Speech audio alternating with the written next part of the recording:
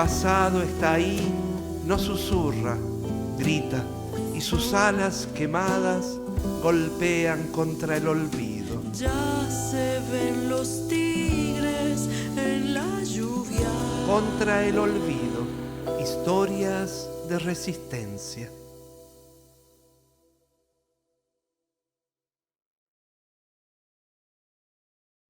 Bienvenidos a este ciclo de entrevistas que rescatan memorias. Hoy recibimos a Ana Paoletti, ex exiliada política, hija de Alipio Tito Paoletti y Lili Santocci. Hola Ana, ¿cómo Hola, te va? Pano. ¿Cómo va? Bienvenida. Ahí estamos paraditos, perfectos. ¿Cómo estás? Bien, muy bien. Has hecho un viajecito para llegar Sí, a este encuentro. pero estoy contenta. ¿Estás contenta? Sí. ¿Qué significa venir a La Rioja cada vez que venís? Y es raro, porque se mueven cosas. Yo siempre digo, yo soy riojana, pero no ejerzo. Pero cuando llego acá me cae la ficha de que sí, de que ejerzo. Siempre es una emoción muy grande y es lindo encontrarse con los afectos. ¿Vos naciste acá? Sí, Sí. viví acá hasta los primeros días de julio de 1976. ¿Cuántos años tenías ahí? 7 años. 7 años. Y en el número de los hijos, ¿qué número sos para arriba o para abajo? Orden 4. Orden La 4. cuarta hija, la primera mujer. La cuarta, los primeros son varones. Sí, Vos sos la primera mujer. sí. ¿Eso tuvo un beneficio No sé. o desventajas? No lo siento como una desventaja. No. No. Y después Tampoco como un vinieron. beneficio. No, y luego vinieron más mujeres. Sí, 2 hermanas más. 2 hermanas más. Sí. O sea que son en total 6. 6, 3 y 3. Sí. ¿Todos emigraron? ¿Todos se fueron? Sí, no quedó nadie, ninguno de los 6 viviendo en La Rioja, ninguno volvió, digamos. Nos quedamos ya fuera de la provincia. ¿Como una marca del exilio o por una decisión azarosa o porque la vida? No, bueno, sí, creo que tuvo que ver con que en un principio no había un espacio para volver. Nosotros éramos chicos cuando volvimos, la decisión de volver era una decisión que tomaron nuestros padres y en ese momento no había un lugar para que mis papás volvieran acá. Y bueno, y así la vida fue andando y ya nos quedamos en Buenos Aires. Ana es hija de Alipio Tito Paoletti, es hija de Lili Santocci, de Paoletti. 2 familias que llegaron a La Rioja, porque originalmente ni los Santocci ni los Paolettis eran riojanos, migrantes. Finalmente los hijos terminaron siendo migrantes también, no elegidos, pero migrantes dentro del propio país y migrantes fuera también. Sí. Te invito a que antes de hacer un recorrido que ya ha comenzado, veamos algo que no sé muy bien qué es, pero que seguramente nos hará hablar de algo. Gracias por estar.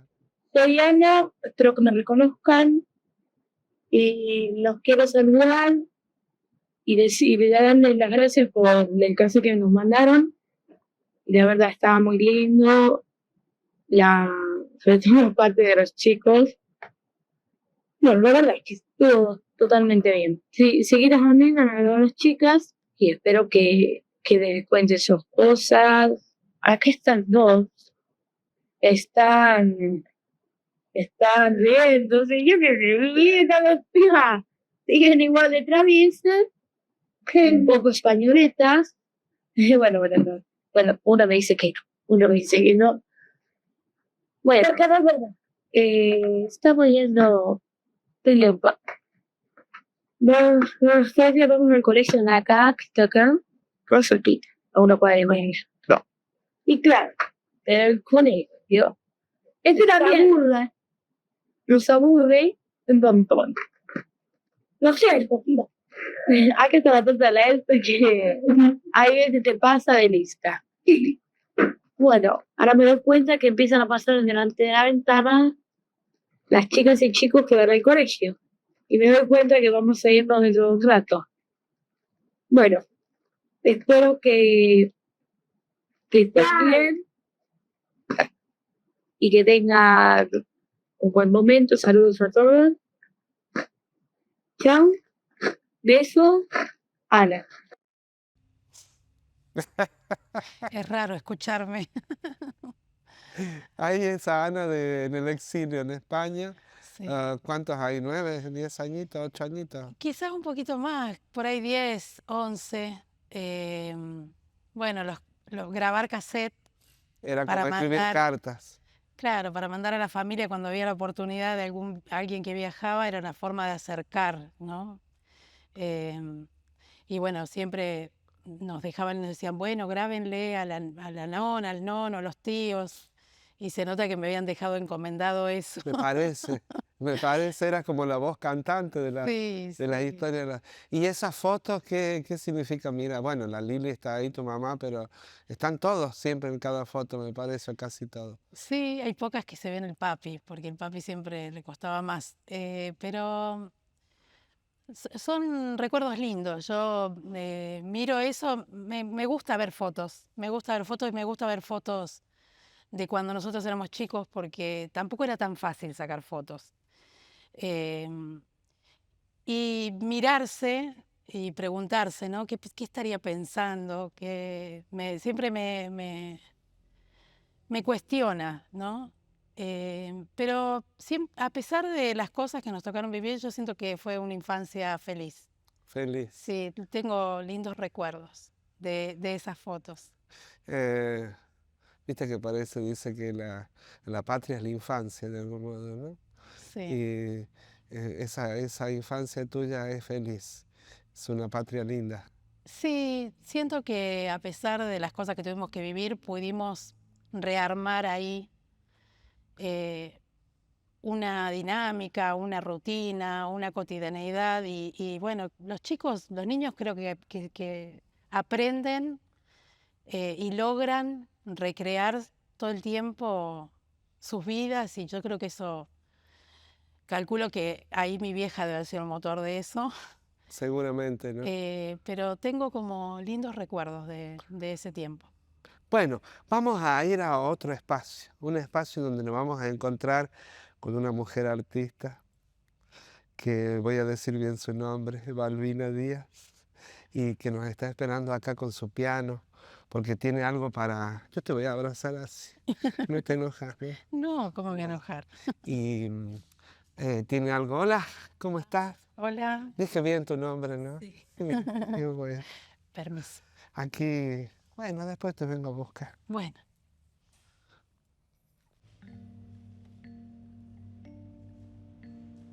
Si te dijera, amor mío, que temo a la madrugada, no sé qué estrellas son estas que hieren como amenazas, ni sé que sangra la luna al filo de su guadaña. Presiento que tras la noche vendrá la noche más larga.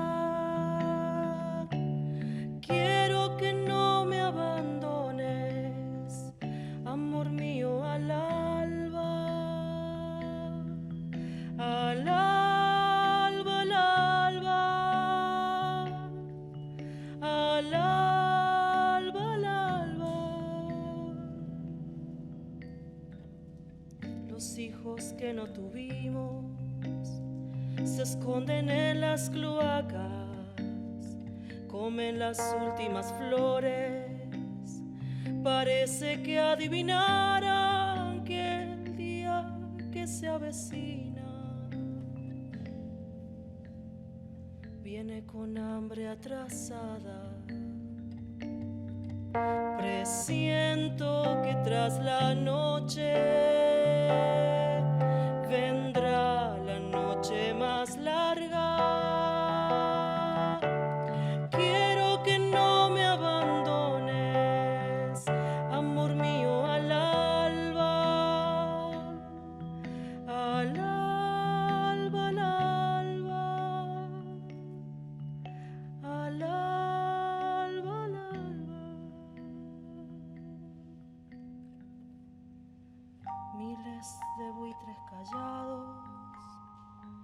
van extendiendo sus alas.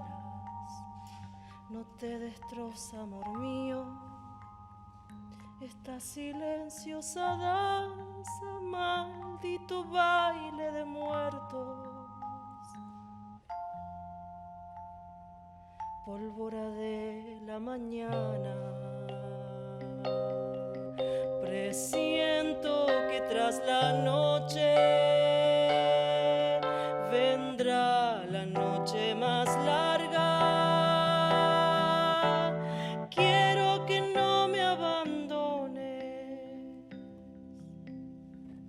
amor mío, al alba, al alba.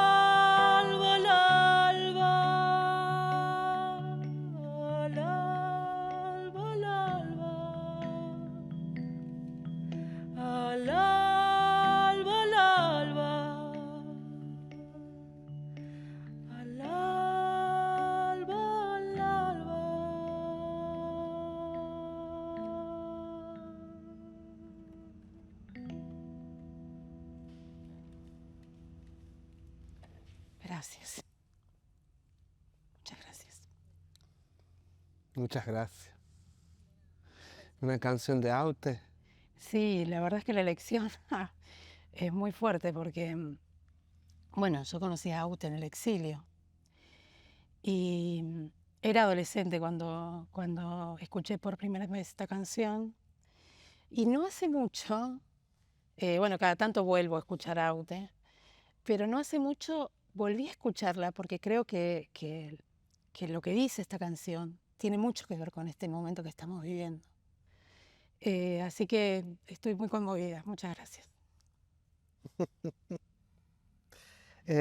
Muchas gracias, Balbina.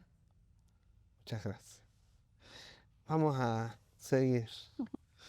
Por acá me parece que más que una canción no tenemos mucho para decir. Mira, este camino de diarios. Son los diarios con los nuevos formatos, pero en son los Independiente diarios. al fin, ¿no? Son de otra época. El diario es un peso importante cuando se dice Pavoletti, ¿no? Sí. ¿Cómo se lleva eso, esa historia?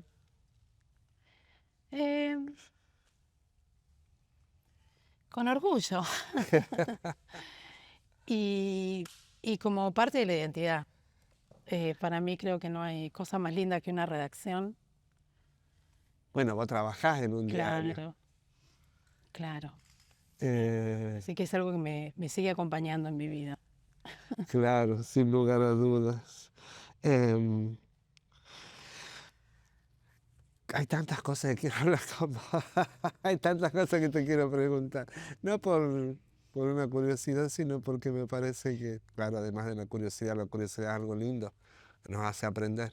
Pero digo esto de por dónde comenzar a contar una historia, porque es contar la historia de Ana Pauletti, esta niña que partió al exilio, un exilio que primero fue en Argentina, luego afuera, en España, pero también es contar la transhumancia de una familia que sumó a otros y que fueron una gran familia. Hay mucho para... Entonces, por eso quizás debemos comenzar a ver los orígenes, ¿no? Los Pavoletti vienen de Buenos Aires. ¿Los Santochi ya estaban en La Rioja?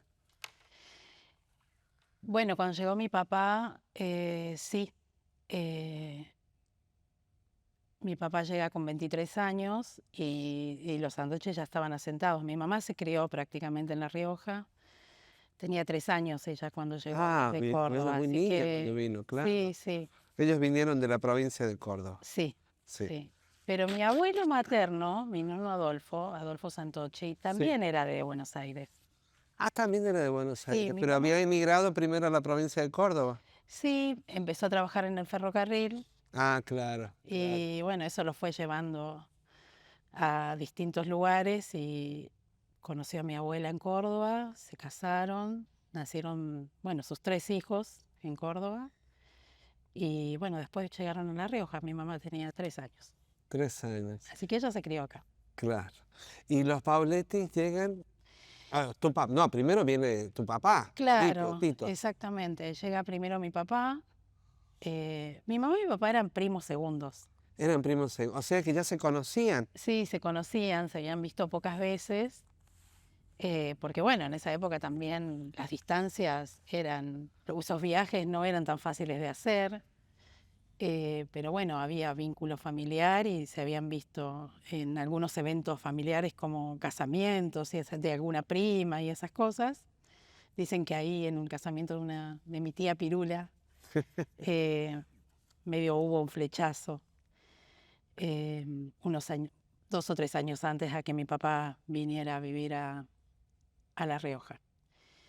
Y bueno, primero llega mi papá y bueno, después se instaló el resto de mis abuelos Pauletti y mi tío Porque Cacho. se vinieron todos. Sí, ¿Ellos eran de Liniers? No, sí, o mi por ahí. papá se crió en Liniers, nació Sí. en Mataderos, que es un barrio que está al lado de Liniers, Sí. y se crió en Liniers. Sí. Y antes de venir a La Rioja, ¿qué trabajo hacía en Buenos Aires, Tito? Bueno, mi papá vino con 23 años, Sí. así que había trabajado, dicen que trabajó, contaba él que había alcanzado a trabajar muy poquito tiempo en Clarín, como en una especie ya en diario. Sí, porque él había estudiado en la escuela del sindicato de prensa, había hecho como un curso de periodismo y había hecho como una práctica en Clarín, pero bueno, duró poco porque parece que no le gustaba que le dijeran cómo tenía que escribir las cosas o qué decir, más que nada. Y también ayudaba a su padre en un despacho de carbón que tenía mi abuelo, Sí, en un claro, despacho de carbón. claro. Pero bueno, andaba buscando su rumbo cuando él ¿Y por llega a La qué La Rioja. Rioja? Yo calculo que lo que más lo motivaba era saber que acá tenía familia. Claro. Que eso era ya llegar a un lugar donde, y él había venido más jovencito, entonces era llegar a un lugar conocido. Así que bueno, eso fue el impulso, digamos. Y enseguida, bueno, ya armó un lío, porque enseguida se pusieron con el diario, ¿no? Claro, al principio de los 60. Sería Sí, fines de los 50. De los exactamente, 50. sí. Y ya ahí se casa con la Lili Santochi. Sí, ellos se casaron en el 61. En el 61. Sí. Ahí se van cruzando. Bueno, y después viene Cacho. Sí, Cacho viene inmediatamente, cuando ya se arma el diario, vienen mis abuelos y después viene Cacho y bueno, ya se instalan también acá. También era muy jovencito Cacho, porque... Claro, es más joven que Tito. Sí, él no tenía 20 años todavía. Y no solamente vienen los Pauletti, empieza a llegar gente con tu papá, porque aparecen otros personajes o se suman a esto, ¿no? Gigi Alfieri, Guillermo, que eran amigos ya en Buenos Aires. Sí, ellos eran amigos desde la primera adolescencia. Em, Compartían el club, la pasión por el básquet. Sí, ya había un vínculo ahí medio familiar también, porque esos hermanos que uno elige en la vida, los amigos, ¿no? Entonces ya era un vínculo Claro, muy fuerte. claro. Gigi viene un poco más adelante. Al principio, Era corresponsal. sí, sí. Y después decide venir, mi papá le insistía mucho que se viniera a vivir acá. Ya cuando Gigi llega a Buenos Aires, de Buenos Aires a La Rioja, viene ya con su familia, con sus 2 hijos que ya habían nacido en La Rioja, perdón, en Buenos Aires, y vienen a instalar. Laura y Laura y Guillermo. Y Guillermo, sí. Sí. Y Betty, que venía, su mujer, Y Betty. entonces, sí. Así que vienen a instalarse acá.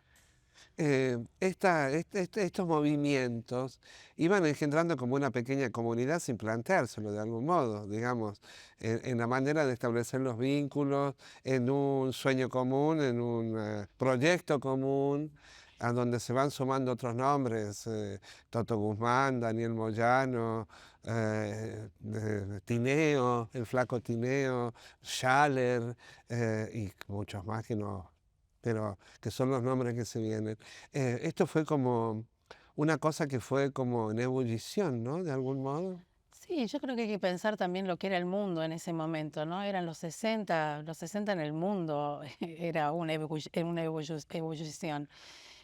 Creo que también la curiosidad cultural que tenían, era una generación muy curiosa, ¿no? La necesidad de Exactamente. generar eh, eventos culturales, y bueno, y eran jóvenes también, ¿no? Eran Claro, jóvenes creando su mundo. En claro, medio de un momento ya había sucedido la Revolución Cubana. claro, Entonces, el mundo nuevo estaba para construirse y en esa claro. construcción, bueno, ¿por qué no iban a construir un mundo nuevo en La Rioja? ¿Por qué no? ¿Por qué no? Además, claro, porque uno los piensa grandes quizás, pero pierden esa mirada de los jóvenes con toda la cosa que tiene la juventud y con toda esa rebeldía también, no solamente el ímpetu y las ganas, sino la rebeldía frente a lo establecido. Claro. Eso fue un choque muy fuerte en Los Ríos. Sí, con una sociedad muy armada, muy estructurada, ¿no? Que bueno, que sin duda cuando llega Angelelli a La Rioja también completa también el círculo, porque también él venía de alguna forma a cuestionar eso, cómo estaba establecido, cómo era la sociedad, no sé, la desigualdad estaba tan instalada, Tan la desigualdad, naturalizado. sí, social, que también yo creo que fue re importante la aparición de Monseñor. Claro. Y esa conjunción que se dio en la comunicación con el diario El Independiente, una pastoral de Angelelli tan clara, tan pública, que el mismo diario también la hacía pública cada lunes con la impresión de la homilía del día domingo, o de la homilía radial que daba el obispo. Digamos, hubo encuentros que también em, permitieron soñar una Rioja distinta, lo pongo en pregunta, porque son las cosas que uno tiene que ir develando, ¿no? Esa es la memoria, me parece. Sí, me parece que no solo soñaron, para mí hicieron un montón Claro que sí. sí, y bueno, quizás no pudieron, pero yo esos registros de nuestra propia historia creo que quedan siempre en la memoria de, en la memoria de la historia, en la memoria de nuestro pueblo, así que siempre confío, por más que en estos días nos tocan y en estos tiempos nos tocan por ahí momentos difíciles, medios oscuros. Igual confío en esas historias, en todas esas cosas que hicieron esa generación, porque fue una generación hermosa. Y eso, intentaron cambiar el mundo y muchas cosas las modificaron. Por eso también fueron contra ellos después, ¿no? Indudablemente. Si uno piensa en muchos de los nombres que se han dicho ya en este rato y le sumamos a Ricardo, por ejemplo, em, la mayoría de la gente o fue al exilio o fue a las cárceles de esa movida, ¿no? Es que una coincidencia, Sí, claro, sí, digamos, ¿cómo habrán molestado? Pero molestaron antes también, sí. ¿no? Digamos, eh, con las dictaduras nunca se callaron, con las dictaduras que las anteriores a las que luego ellos pasaban a ser víctimas, porque el diario tuvo varios embates y fuertes, ¿no?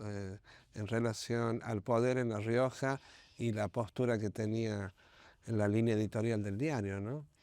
Sí, una postura muy definida, sí, sin duda eso tenían, y tenían una decisión muy fuerte sobre para qué querían un medio de comunicación, para qué querían un diario, para denunciar al poder, para denunciar al poder y para poder enfrentarlo. Y eso lo hicieron todo el tiempo, no, es cierto, lo hicieron con otras dictaduras también. Lo que pasa es que, bueno, la última tuvo otras Claro, características. fueron las víctimas directas, digamos, en esta Sí, dictadura. Una cosa este libro de Ricardo, Solitarias Historias del siglo que nos deja, una de las historias es la de Copegraph, el Independiente, pero hay una cosa que me quedó acá sonando en relación a lo que fue este encuentro de tantas personas con un ideal común. Lo que dice el Toto Guzmán, dijo alguna vez, me parece que es como clave, ¿no? Al principio no es un grupo como el que se va constituyendo, que tiene una homogeneidad. Y hasta se puede decir una comunión de principios en cuanto a la tarea editorial. Dije comunión de principios. Aunque esto se entiende y se capitaliza por parte de la contra como una comunión ideológica. Yo digo de principios, porque aquí el principio era que el diario sea bueno, que el diario valga, que tenga su propio peso, que es una meta que se logra. Cuán distinto en relación a la condena que vino, se lo condenó ideológicamente, claro, pero había principios que sostenían eso ideológico y era lo que permitiera que se encontraran gente tan diversa, porque eran diversos, Claro. ¿o no? Y qué hermoso, ¿no? Porque Qué hermoso. qué rico eso. Es una riqueza Claro, impresionante. totalmente. ¿Cómo la niña Ana, en esos años previos al movimiento, al terremoto, la niña Ana, cómo se recuerda de esa época? De ese mundo, de esos universos que circulaban, se encontraban. Y yo recuerdo años muy lindos. Primero porque vivíamos en una casa muy grande, con mucho fondo, éramos medio salvajes.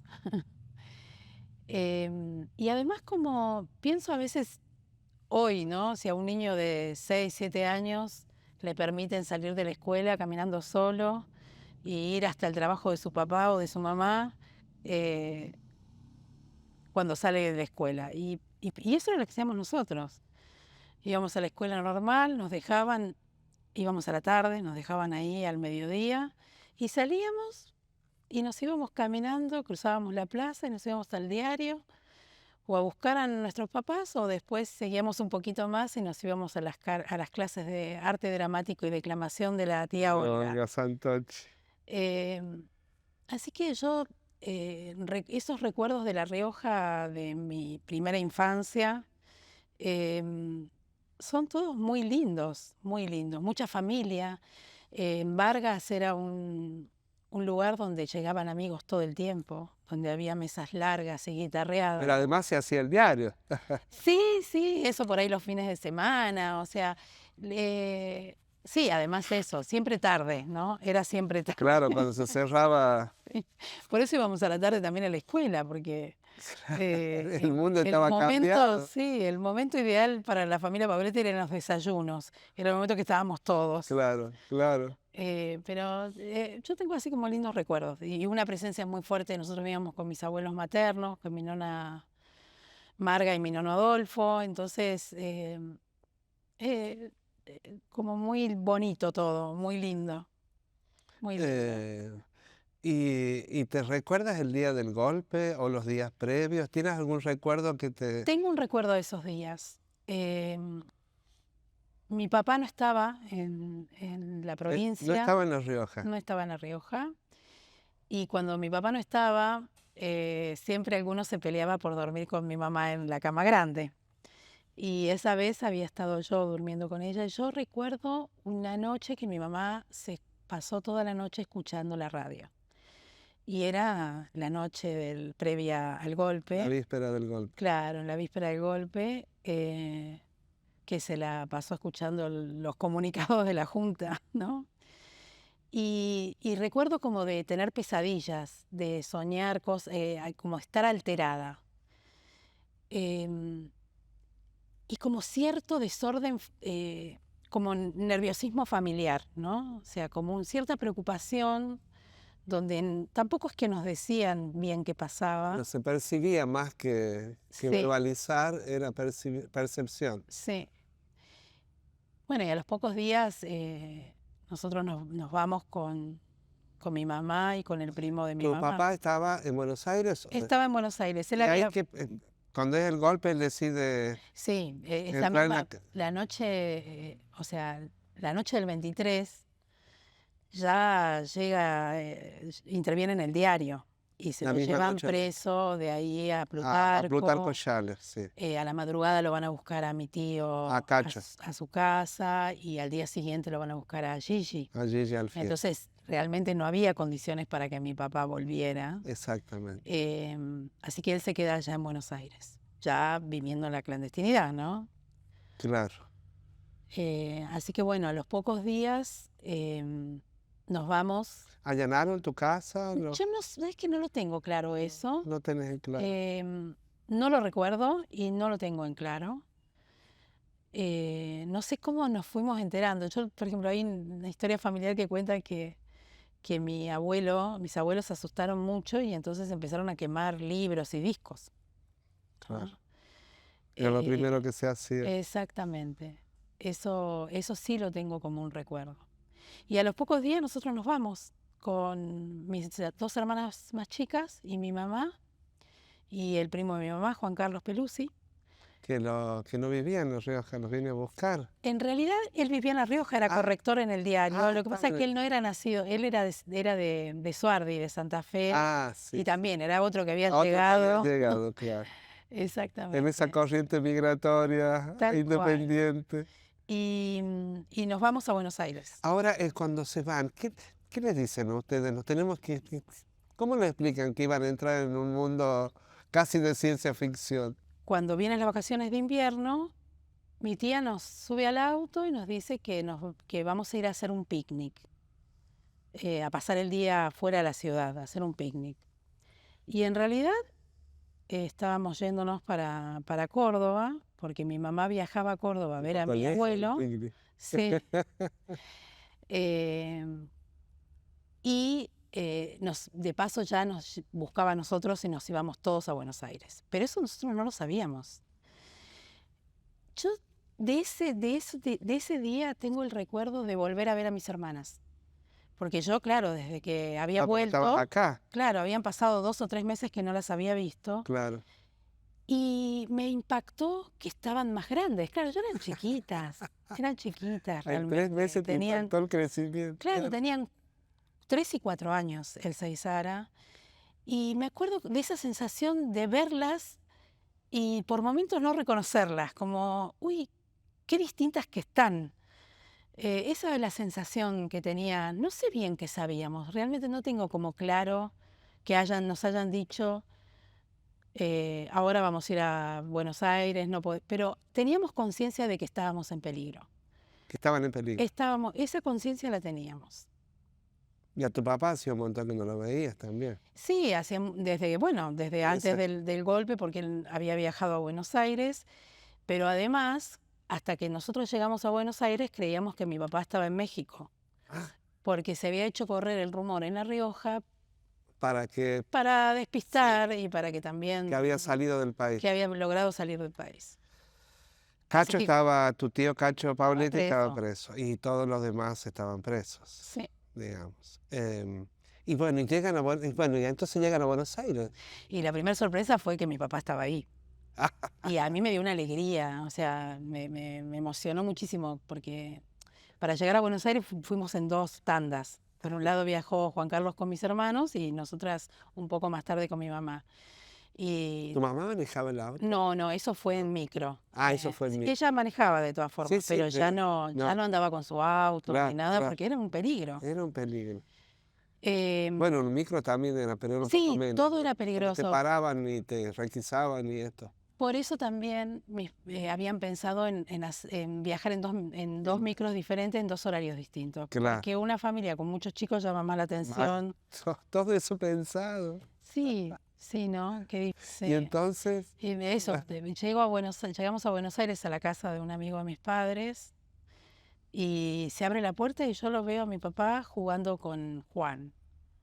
O sea, como jugando así físicamente como juegan los varones, ¿no? Así medio cuerpeando y de pronto abro los ojos y no puedo creer dije, pero ¿cómo? ¿No estaba en México? Y me dio una alegría enorme. Me ponía muy feliz que no estuviera en México. Claro. Así que bueno, después nos mudamos a una casa que en la localidad de Moreno, en la provincia de Buenos Aires. donde, bueno, vivimos Y ahí pasan a llamarse Fernández. y ahí pasamos a ser la familia Fernández. Y que de momento a otro, ¿cómo le explicaron que ya no eran Pauletti, que eran Pero Fernández? evidentemente, bueno, Elsa y Sara eran muy chiquitas y ellas iban a un jardincito en el barrio. A ella hubo que como que esperar más para mandarlas al jardín, porque claro, tenían que aprenderse bien, que no vayan a Que eran meter la Fernández, pata. claro. Y a la vez teníamos que Los nombres sí se mantenían. Sí, los Ana, nombres, sí, sí, los Sara, nombres eran ya, iguales. igual, Y también aparentar ser una familia normal, no que una familia que estaba escondida. claro. Eh, Y además numerosos, porque eran una bocha de no, noche. y encima en esa casa vivía también Juan Carlos con su mujer que estaba embarazada. Una comunidad era. Éramos una comunidad, o sea. Llamaba la atención, o podía llamar la atención. Y claro. las tonadas, ¿no? Las tonadas, Las tonadas, no los tan- Fernández, rubios, gringos. Claro, habíamos dicho que éramos de Corrientes, no sé por qué. Pero bueno, en una época en que los niños jugaban en las veredas con los vecinitos, entonces Claro. también eso era un riesgo, ¿no? Bueno, y ahí vivimos unos meses nomás. Acá me quiero detener un poquito porque esto es lo que nosotros llamamos el exilio interno, ¿no? Ah, hay tantos argentinos y argentinas que se han escondido en nuestro propio país y que parece que no fuera un exilio, ¿no? ¿Es un exilio también o no?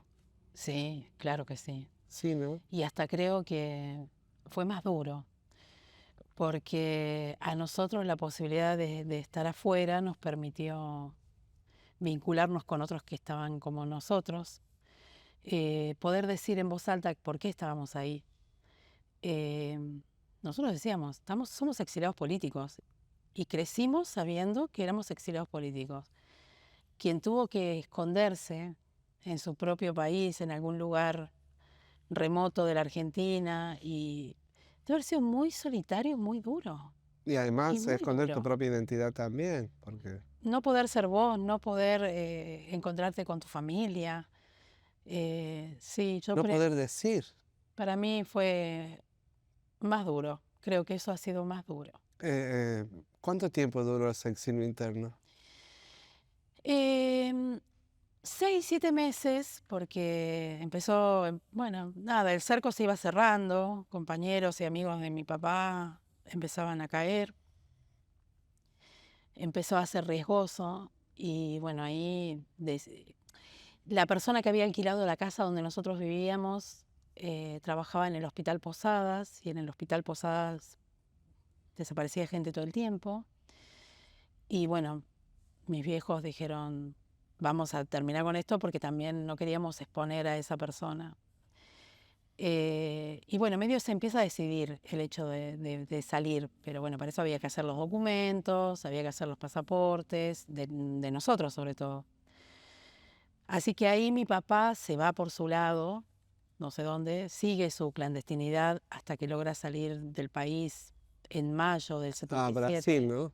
Él sale de la Argentina a través de... Se va por un puesto fronterizo por Corrientes, por una localidad que se llama Santo Tomé, cruza con un barquito hasta Brasil y en Brasil va hasta Río y en Río de Janeiro se toma el avión hasta Madrid. Hasta madre. Y nosotros hicimos ese mismo recorrido unos meses después, a fines de julio del 77, partimos desde Río de Janeiro hacia Madrid. ¿Y quién te los esperaba allá? Sí. Tengo un lindo recuerdo de ese día, porque no era solo mi papá el que nos esperaba mi papá, otros amigos que habían emigrado antes, no por cuestiones políticas, pero que eran amigos. Estaban Rafa y Carlos, Rafael Cifrés y y Carlos Di Marco. Carlos de Marco, que estaban en el movimiento rural católico y que también se van al exilio, que tuvieron gran participación en Codetrar. Y ellos ya estaban ahí esperándonos.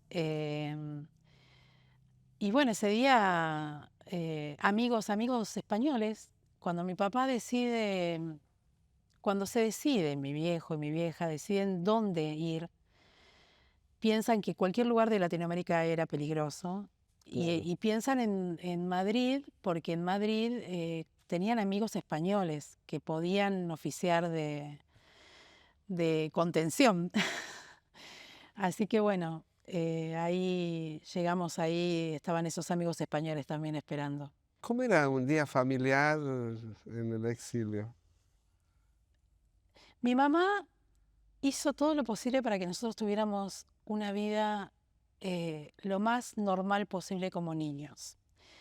Entonces, enseguida nosotros llegamos el 1 de agosto del 77, enseguida había que resolver dónde iban a hacer la escuela estos chicos. Claro, porque eran vacaciones de verano allá. En septiembre empezaba la escuela, así que bueno, enseguida empezamos a averiguar dónde anotarnos y no había vacantes en las escuelas del barrio. Entonces, el primer año de escuela, los que estábamos en la primaria, lo hicimos en una escuela evangelista, que eran una iglesia muy solidaria con los exiliados, con los migrantes. Mira, Era una escuela pobre, muy pobre, privada, ¿no? sí. Una pequeña cuota, a nosotros nos becaron. em, Era un poco alejada, o sea que había que tomar un colectivo para ir hasta la escuela.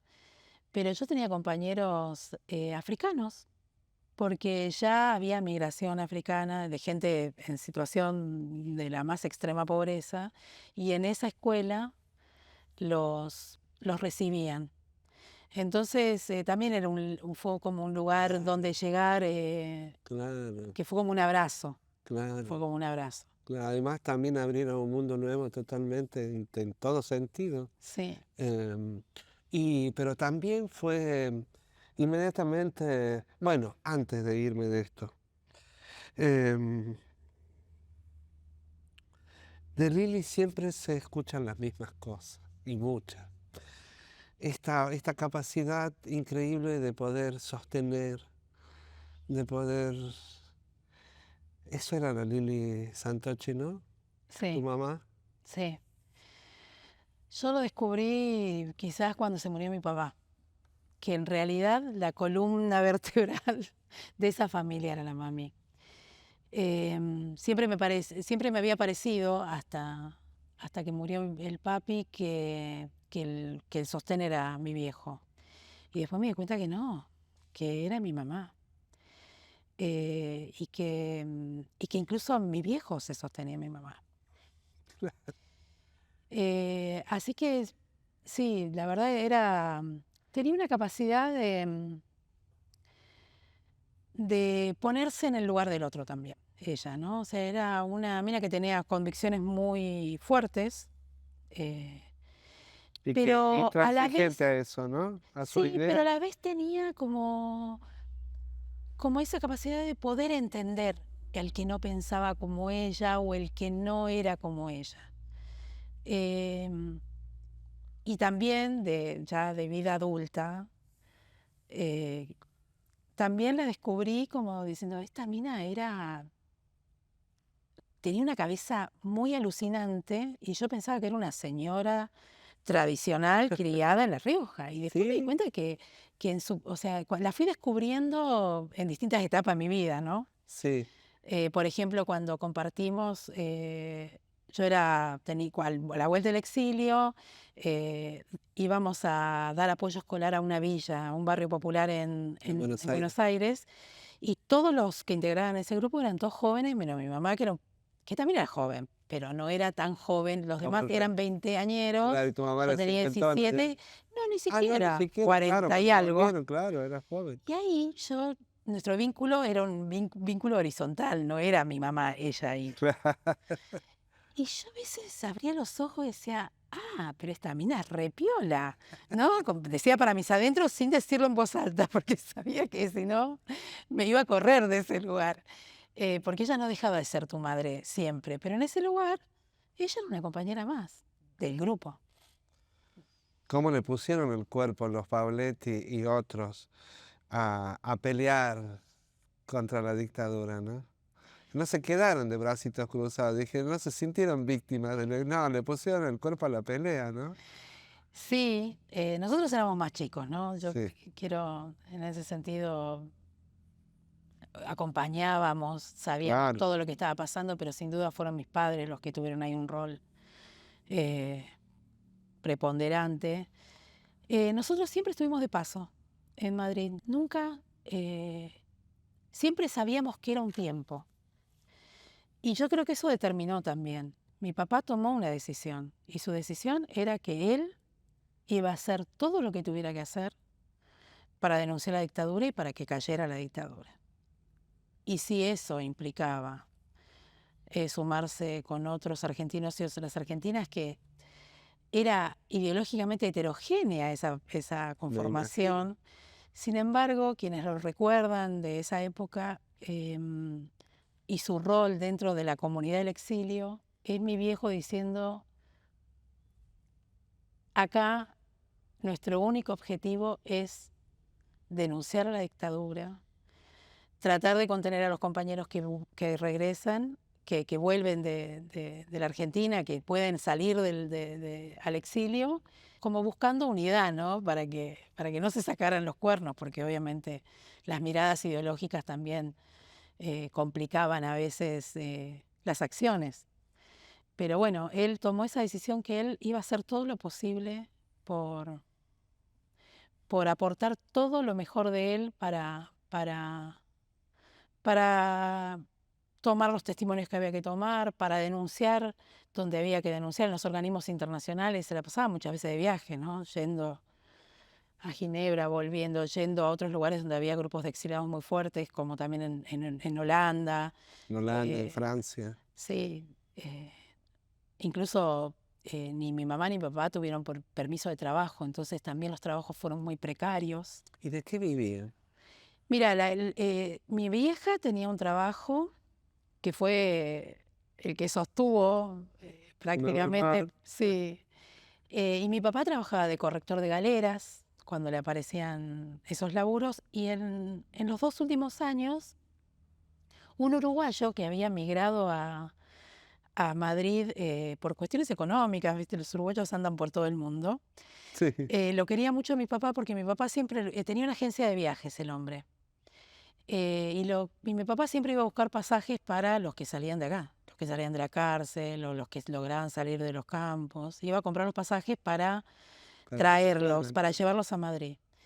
Y bueno, y ahí entablan un vínculo y le ofrece un trabajo a mi papá. Llevar la administración de la agencia, y ahí mi papá tuvo un trabajo como normal, digamos, de ir todos los días a un lugar, de cobrar un sueldo. Eso habrá sido los 2 últimos años que nosotros estuvimos allá. Y siempre tu papá dijo, el día que yo pueda volver, me vuelvo. Fue así, claro, ¿no? La decisión. No sé si lo dijeron, pero era ese el propósito. Pero era la actitud, Sí, por lo menos. sí, porque mi mamá no quería comprar vasos, por ejemplo. Porque dice, ¿para qué vamos a comprar vasos si ya nos vamos? Mira, ¿eso duró 6 años? Y ¿Ya nos vamos? esa sensación duró, sí, todo el tiempo, 6 años y medio. Sí, Ya nos vamos. Sí, ya nos Estamos de vamos. paso. Estamos de paso. Eso era muy fuerte porque claro, no te asentabas, no te asentabas. Y cuando nosotros decidimos volver, digo nosotros, yo tenía claro que yo iba a volver cuando se pudiera. Sí. En el año 83 yo había terminado la escuela, la primaria, que son 8 años allá, o eran 8 años en esa época, y la terminé a fines de junio del 83. Las elecciones eran en octubre. Sin embargo, a mí no me inscribieron en la secundaria directamente. No me inscribieron. Porque ya sabían que se Porque total, ¿para qué la vamos a escribir si nos volvemos? No sabíamos quién iba a ganar, nada, o sea. Pero la decisión estaba tomada. La decisión estaba tomada, sí. ¿Y cómo fue la vuelta? Bueno, no sé, a mí yo me emociono porque la verdad es que fue muy, muy emocionante porque fuimos, creo, de los primeros que nos empezamos a volver. Mi papá se volvió antes, 20 días antes, hizo el mismo recorrido que había hecho para salir, se fue a Brasil y de Brasil entró al país. Lo llamó al Gigi Alfieri. ¿El Gigi ya estaba en Entre Ríos? Sí, lo llamó y le dijo... Con Mercedes, su segunda compañera, sí, y sus nuevos hijos. Y le dijo, estoy en tal lugar, vení a verme. Y bueno, Gigi se fue a verlo pensando que el papi iba a esperar un poquito para entrar. No, Y bueno, se abrazaron y le dijo, bueno, no. vamos, y se subió al auto. ¿No? Como una cosa. Y claro, verlo al papi era como ver un monstruo, porque ahí llegó a Paraná y en Paraná la que estaba con los chicos era la tía Gloria, la Yaya, que era la La tía mamá Gloria, la mamá de de Alfieri, Alfieri, que tu que era papá le decía a la tía. tía Gloria, le decía Ok. tía. Y cuando lo vio, l- Porque no lo casi se esperaba. infarta. Casi sí. La tía Gloria. Claro, lloraba, Un se personaje reía, casi lloraba. mítico, la tía Gloria, Sí, ¿no? sí, hermosa, Querida hermosa por todos, absolutamente, por todos, sí. ¿no? Hermosa. Y la tía elegida por todos, me parece. Sí. Y ahí entonces, ¿qué pasa? Bueno, él después de Paraná se viene para Buenos Aires y es así también. Le toca el timbre a su prima, le toca el timbre a mi tía Betty, así, de sorpresa. Así que el día que nosotros llegamos a Ezeiza, nosotros llegamos el 10 de diciembre del 83, Ah, a las 10 de la mañana. el día que No había, asumía ¿sí? Alfonsín. No había asumido todavía Alfonsín y nosotros estábamos ahí, toda la parentela esperándonos, tiraban papelitos, nos cantaban, y ahí estaba mi papá, esperándonos con una sonrisa como diciendo, bueno, ¿Viste acá que íbamos a estoy, volver? sí, y Pero estoy no a La acá. Rioja. ¿Ya No, sabían que no volvían a La Rioja? yo no sé si yo lo sabía, yo creo que mi papá sí sabía. Primero porque mi papá tenía una orden de captura todavía. Estuvo vigente hasta julio, agosto del 84, que mi papá se presentó acá, vino Sí, y se presentó, vino con las madres, sí, que viste, fue te cito el apoteótica. lema. Hicimos un festival en el Club Riojano, cantó Vamos a Claro, hablar. Y volvió a lo grande. sí, volvió a lo grande. Volvieron todos ellos a lo grande. Sí, Oh, claro, no todos, porque sí, casi todos. Vino pero Gigi sí, vino también. Gigi, vino el Chacho, Sí, todos todos. vinieron.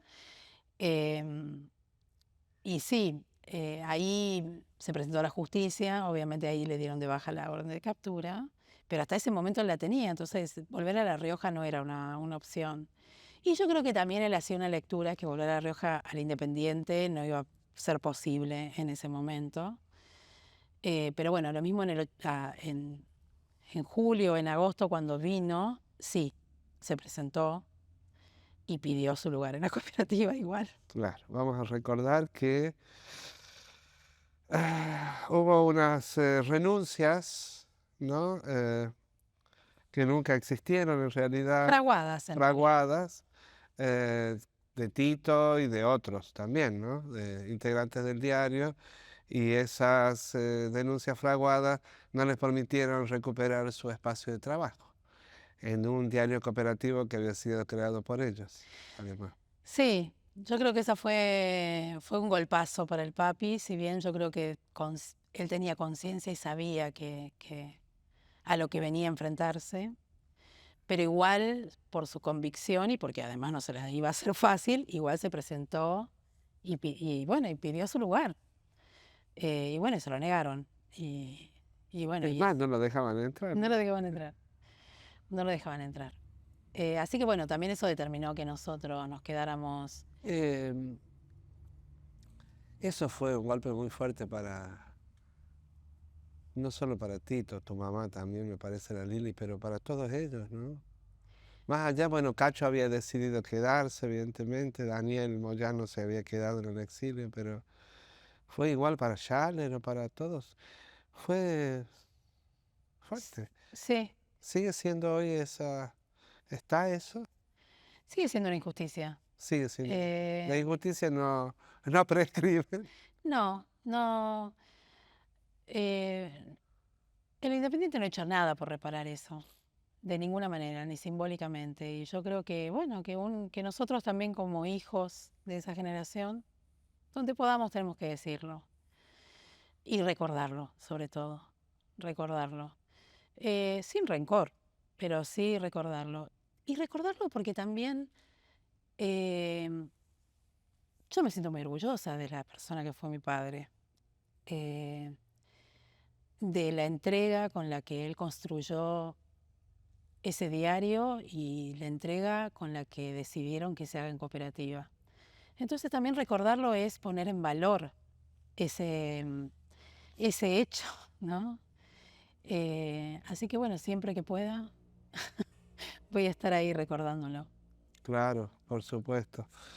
Además, creo que este momento que estamos recuperando en este espacio de memoria y de encuentro es un momento en donde hubo un encuentro de muchas voluntades, de muchos corazones, de muchas sensibilidades que, que en busca de un sentido común soñaron y pusieron el cuerpo para construir algo distinto hasta donde pudieron y donde los dejaron.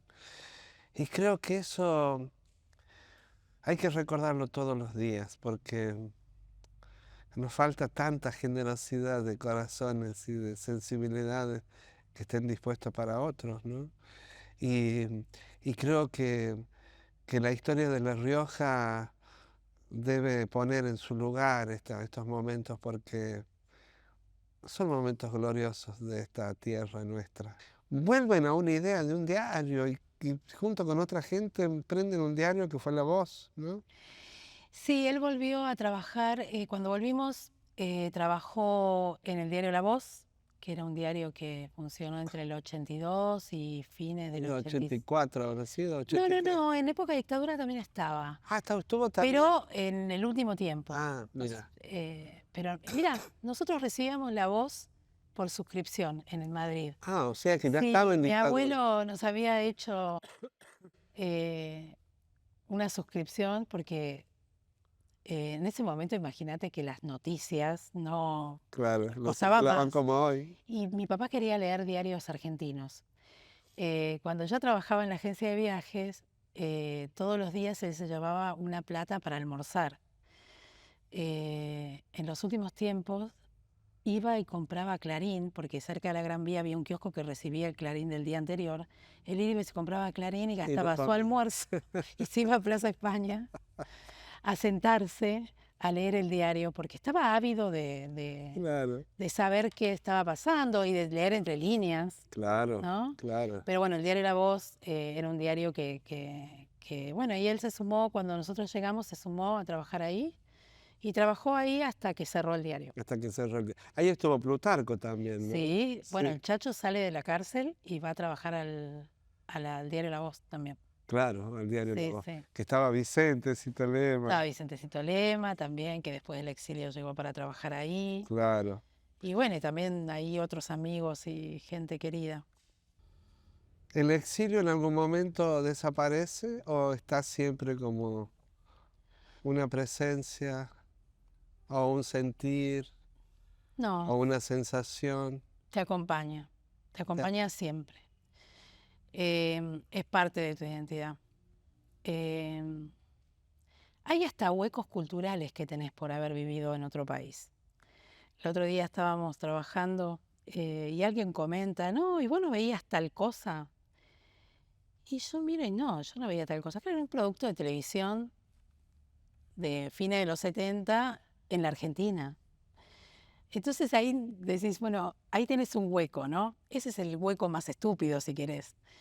Pero sí, es algo que es identitario. O sea, para mí forma parte de lo que soy, el exilio.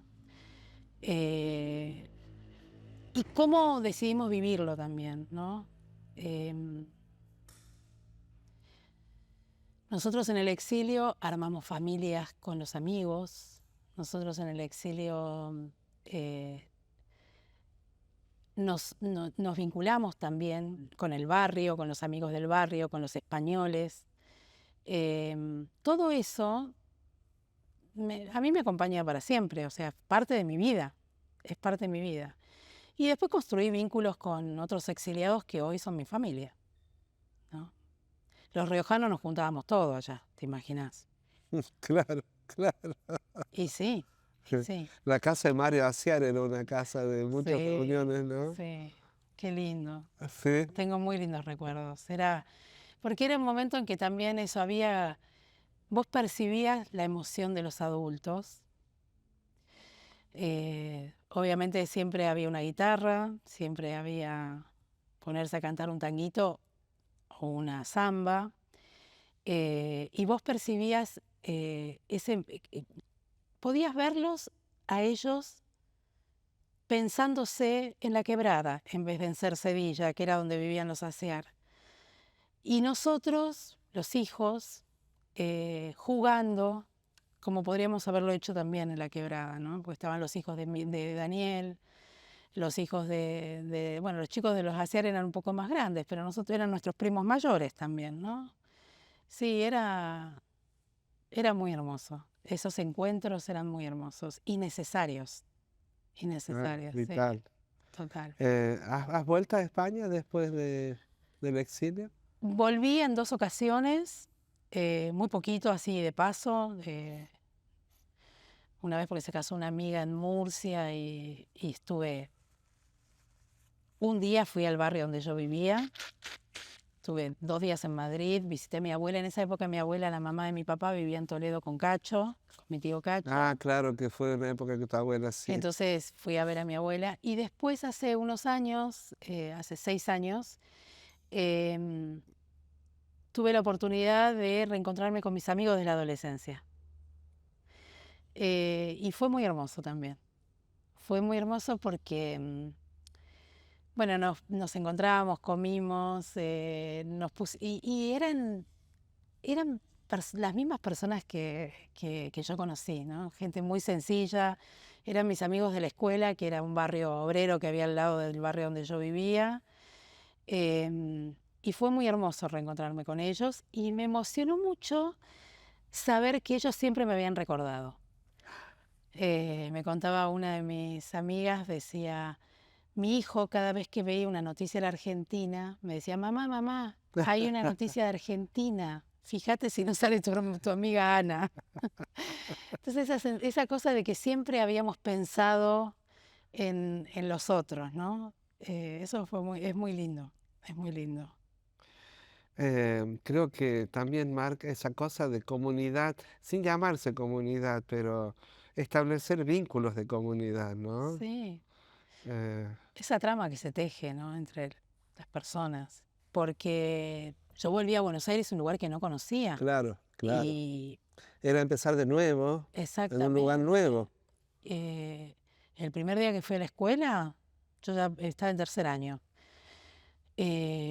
volví llorando a casa, porque en marzo del 84 las escuelas todavía tenían el régimen dictatorial. Claro. Y una preceptora nos gritaba todo el tiempo que nos sacáramos los aros, que no nos pintáramos, todo el tiempo gritándote.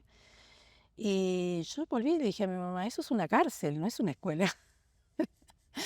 Pero bueno, enseguida nomás todo eso empezó a cambiar, porque también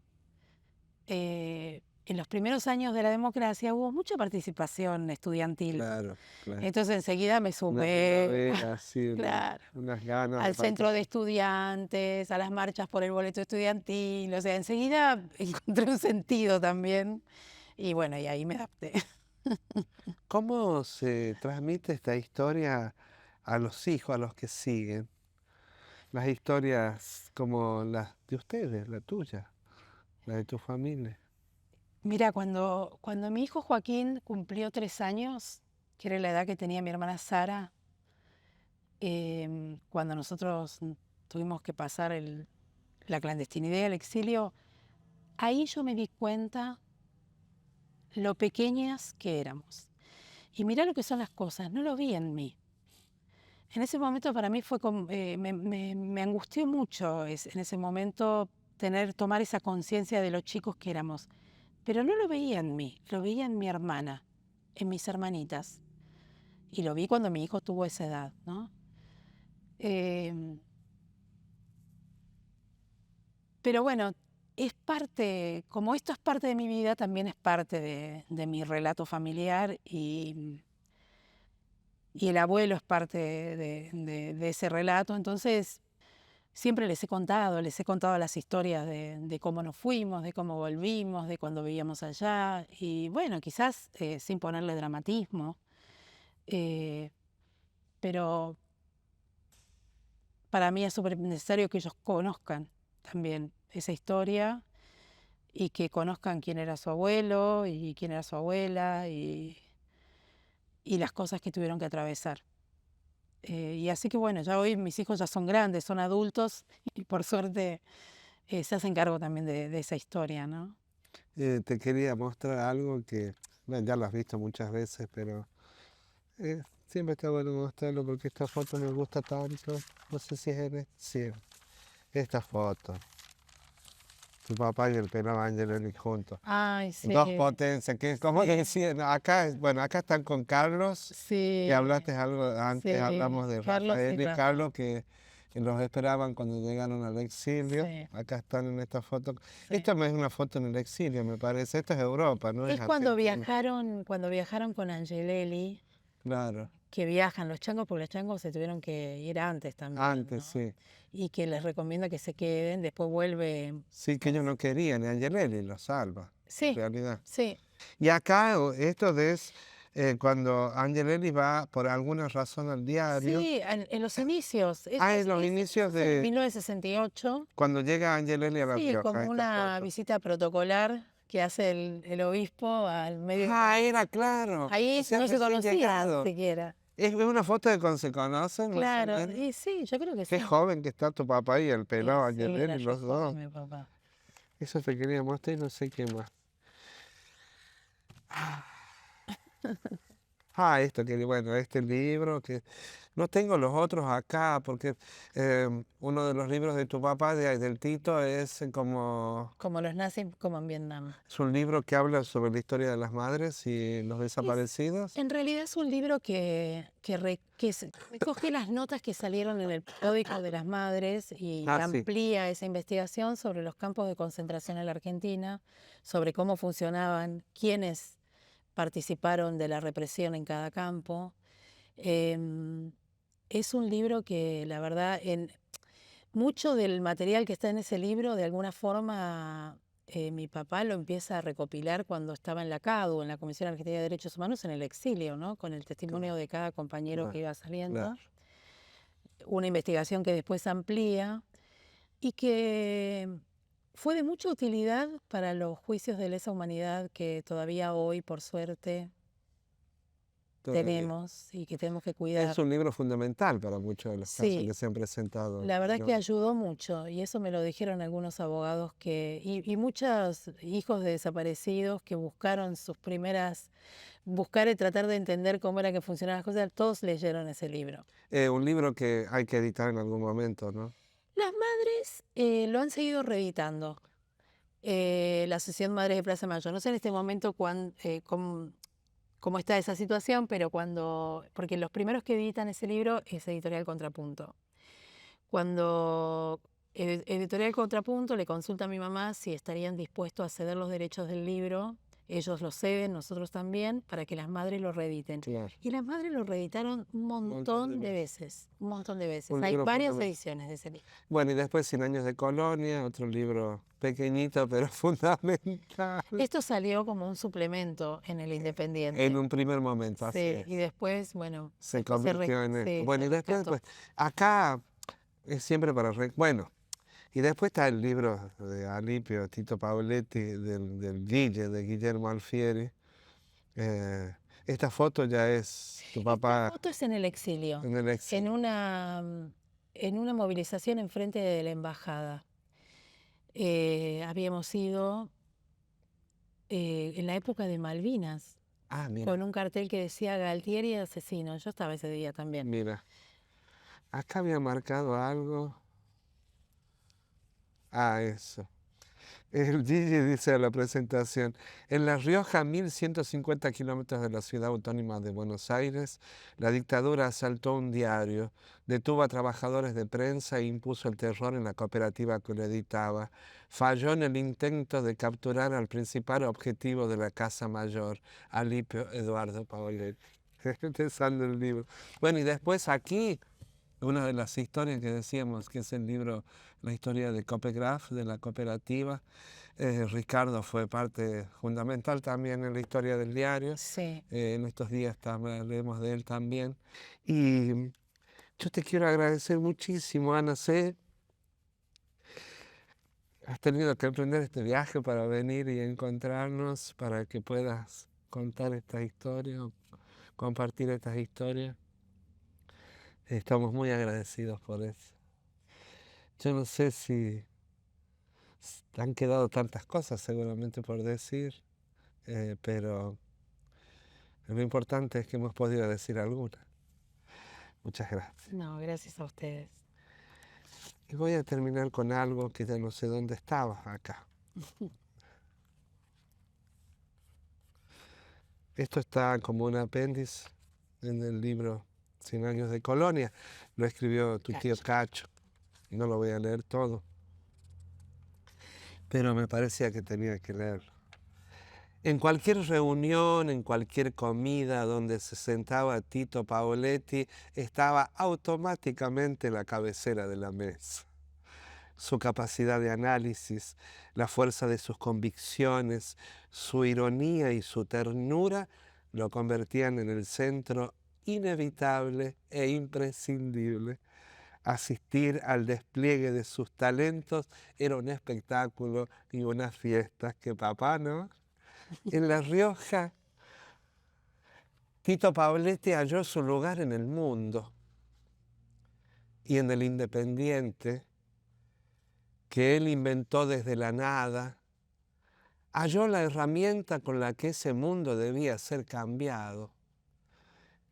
El Independiente calzaba con la personalidad de Tito del mismo modo que un guante se ajusta a una mano. El diario primero fue martillo de herrero y después cuchara de albañil. Martillo para denunciar las estructuras de privilegio, cuchara de albañil cuando amparó y alentó la creación de cooperativas, entre otras cosas. Créanme, quien lo conoció no lo olvidará mientras viva. Ver a Tito Paoletti en acción, escribiendo, discursiando, alentando, exigiendo, inventando, peleando, machacando prejuicios, levantando de la cola a débiles, tímidos y vacilantes, fue una fiesta para los ojos y para el espíritu. Para decirlo de otro modo, Tito Paoletti, mi único hermano, era esa clase de personas a las que no puede deseárseles que descansen en paz, porque sería traicionarlo. Gracias, mi querida.